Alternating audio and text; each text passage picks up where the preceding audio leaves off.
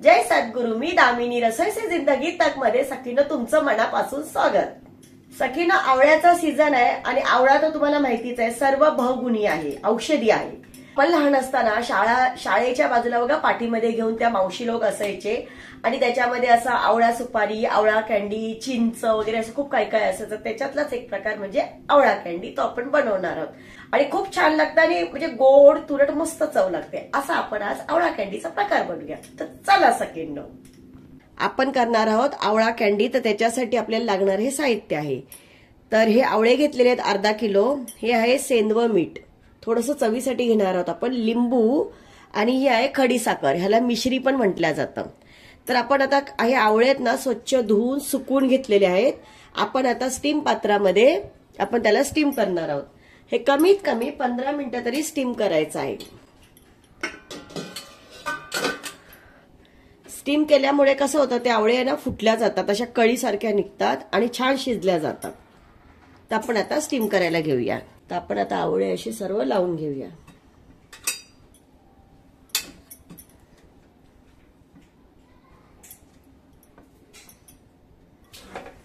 15 ते 20 मिनिट आपण याला स्टीम करण्यासाठी ठेवणार आहोत। पण मधून अधून जरा 5-10 मिनिटं झाले की आपण थोडं बघायचं की आपले आवळे स्टीम होत आहेत की नाही। जास्त पण स्टीम करायचे नाहीत।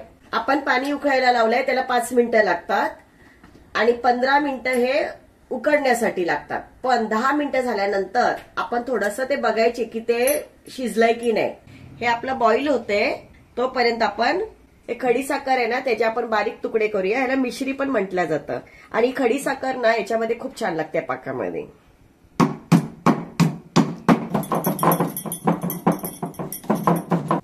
हे बघा आपली खडी साखर ना मस्त छानशी कुटून झालेली आहे। थोडीशी आपण बघा अशी जाडसर ठेवलेली, अशी खडे दिसतात आणि ही आहे ना विरघळल्या जाणार। आपण जे आवळ्यामध्ये घालणार ना त्यावेळेस ही विरघळल्या जाणार आणि एकदम मस्त अशी छान होणार आणि चविष्ट लागते। आता 10 मिनिटं झालेले आहेत, आपण खोलून बघूया।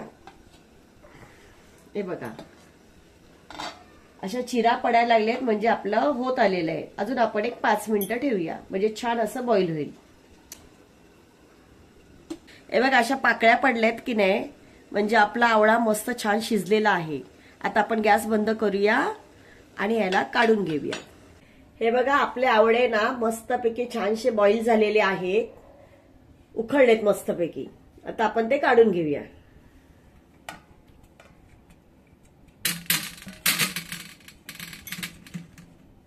आपण सर्व आवळे आहेत ना असे छानसे पुसून घेऊया, म्हणजे त्याच्यामध्ये जे पाणी असेल ना ते निघून जाईल।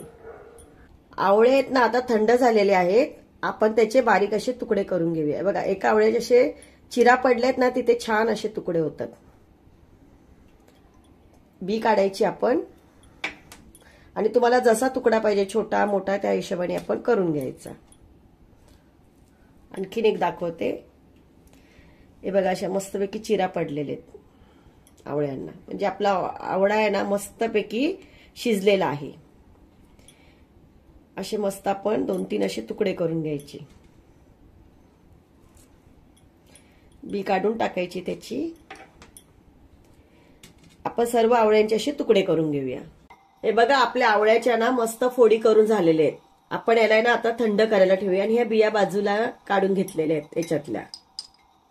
एक 15 मिनिटं ते अर्धा तास तरी ना आपण ह्याला थंड करायला ठेवूया। कारण का माहितीये का, जेव्हा आपण आवळ्यांच्या फोडी करतो तर तेव्हा आतमध्ये गरम असतं, ते बाहेरून आपल्याला आवळा थंड झालेला दिसतो पण आतून गरम असतो। तो थंड होण्यासाठी आपण त्याला थंड करण्यासाठी आपण थोडा वेळ ठेवूया। आता आपल्या आवळ्याची पीसेस आहेत, जे बारीक आपण तुकडे केलेले ते थंड झालेले आहेत, ते आपण एका टोपामध्ये काढून घेऊया। त्याच्यामध्ये आपण चवीनुसार मीठ, थोडंसं ना कधी पण गोड पदार्थ असतो त्याच्यात मध्ये ना थोडंसं मीठ घालायचं, म्हणजे छान लागतं ते। अर्धा लिंबू, लिंबू का घालायचा, एक चकाकी छान येते आणि तुरटपणा, आवळ्यामध्ये तुरटपणा असतो, लिंबूमुळे जरा तुरटपणा ना कमी होतो आणि छान लागतो, म्हणून लिंबाचा रस थोडासा घालायचा।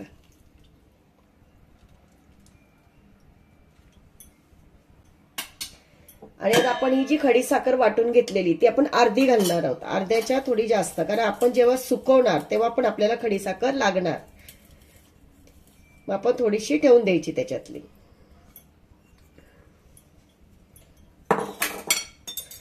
आणि हे आता आपण छानसं मिक्स करून घेऊया.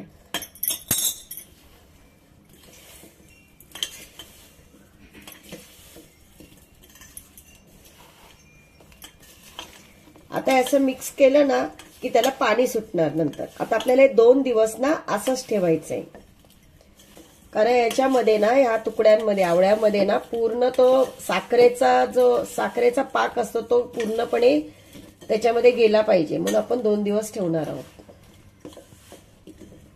आणखी सगळ्यात महत्वाची गोष्ट म्हणजे कधी पण जेव्हा तुम्ही आवळे याच्यात ठेवणार तर त्यावेळेस पितळेचं भांड घ्यायचं नाही, अॅल्युमिनियमचं घ्यायचं नाही, कारण त्याच्यातला जो अर्क आहे तो ह्याच्यामध्ये उतरू शकतो. कारण हे आवळा हे तुरट असतो आणि लिंबू हे आंबट असतं. त्याच्यामुळे ना आपण शक्यतो स्टीलचीच भांडी घ्यायची.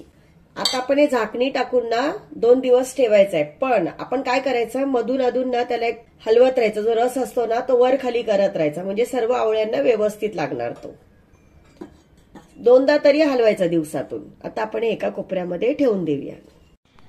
हे बघा आता 2 दिवस झालेले आहेत. आपले मस्तपैकी आवळ्याचे जे आपण पीसेस केलेले तुकडे छोटे छोटे ते छान बघा त्याच्यामध्ये मुरल्या गेलेले आहेत मस्तपैकी. आता आपण काय करूया, हे गाळून घेऊया.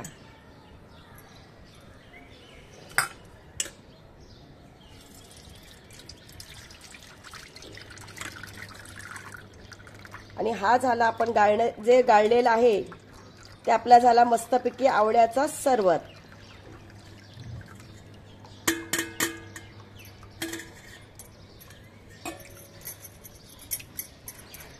आता जो आपण सरबत गाळला तो आपण आता एका बॉटलमध्ये भरून ठेवायचा फ्रीजमध्ये. तो अजिबात खराब होत नाही, वर्षभर टिकतो. आणि तुम्हाला प्यायचं असेल तर 2-3 चमचे घ्यायचं, 1 ग्लास पाणी घ्यायचं, त्याच्यामध्ये मस्तपैकी हलवून थोडं मीठ हवं तर मीठ टाकायचं आणि छानसा आपला आवळा सरबत तयार. आणि मस्तपैकी झाकण लावून ठेवून द्यायचं. हा झाला आपला आवळा सरबत. आता बघा आपल्याकडे ना खिडकीमध्ये मस्तपैकी छान ऊन येते, तर आपण हे आवळा कँडी आता सुकण्यासाठी ठेवणार आहोत.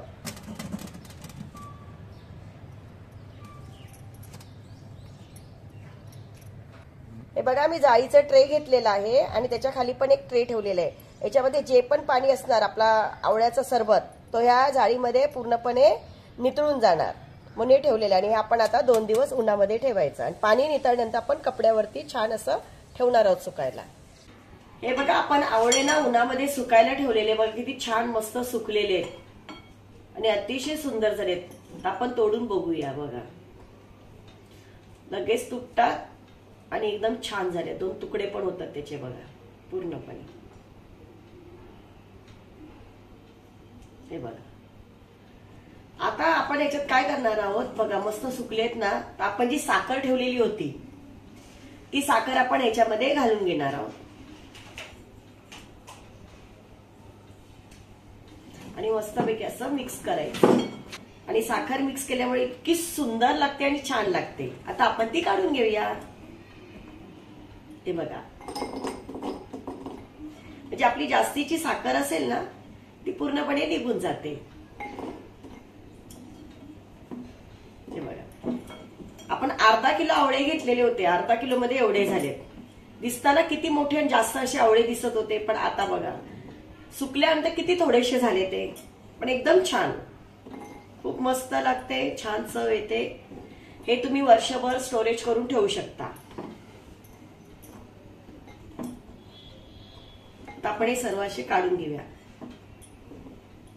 हे तुम्ही असं चाळणीने चाळून सुद्धा घेऊ शकता, म्हणजे जी एक्स्ट्रा साखर असेल ती निघून जाईल.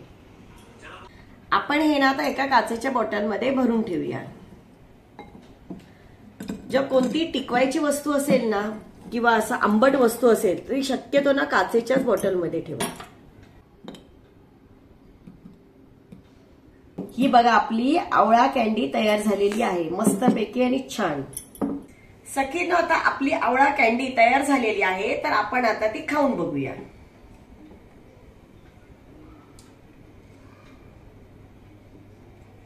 एकदम सुंदर छान जशी मार्केटमध्ये मिळते तशी सुंदर छान झाली. एकदम गोडवा पण तुरटपणा पण मस्त एकदम लागते. सखींनो आपण काय केलेलं, खडी साखर मध्ये आपण आवळ्याचे तुकडे करून भिजत टाकलेले होते आपण 2 दिवस ते ठेवलेले होते का आता ते मुरण्यासाठी, तर ते आता छानपैकी मुरलेले आहेत आणि आपण त्याच्यापासूनच तो सरबत तयार केलेला आहे जो गाळलेला. आपण जो तो रस होता तो गाळून घेतला. ते गाळून घेतल्यामुळे बघा किती छान असा आवळ्याचा सरबत झालेला आहे. आणि हा रिअल आहे, आपण घरगुती बनवलेला. हा वर्षभर खराब होत नाही. तुम्ही फ्रीजमध्ये पण ठेवा, वर्षभर काही होणार नाही. बाहेर ठेवला तरी 1-2 महिने तरी छान टिकणार तो, अजिबात खराब होणार नाही. फक्त याच्यामध्ये पाण्याचा हात लावायचा नाही. आणि हा सरबत कसा घ्यायचा, तर खाली कसा थोडासा गाळ राहतो त्या आवळ्याचा. मग आपण काय करायचं, पूर्णपणे असं हलवून घ्यायचं. आणि आता तुम्हाला किती ग्लासमध्ये हवं असेल तेवढं तुम्ही असं टाकायचं थोडंसं. हे बघा, आपण थोडासा सरबत घेतलेला आहे आणि त्याच्यामध्ये थोडंसं असं पाणी टाकायचं. तर तुम्हाला किती जास्त सरबत लागतो त्या हिशोबाने तुम्ही करायचा. आणि जर तुम्हाला बर्फ हवा असेल तर त्याच्यामध्ये आपण बर्फ घालून घ्यायचा. थंडगार असा मस्त. ज्यांना बर्फ नको असेल त्यांनी पाणी, माठातलं पाणी घेऊन करा आणि मस्त असं हलवायचा. तुम्हाला जर मीठ हवं असेल तर थोडं तुम्ही मीठ पण टाकू शकता त्याच्यात आणि छानपैकी असं पिऊन घ्यायचा. एकदम मस्त रिअल घरगुती बनवलेलं छान सरबत आणि सगळ्यात महत्वाचं औषधी आहे. सखींनो, तुम्हाला अजून आवळ्यांचे काही प्रकार बघायचे असतील तर ते तुम्ही मला सांगा.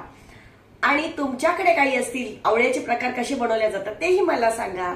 तुम्हाला जर ही व्हिडिओ आवडली असेल तर माझ्या चॅनलला लाईक, शेअर, सबस्क्राईब करा. थँक्यू.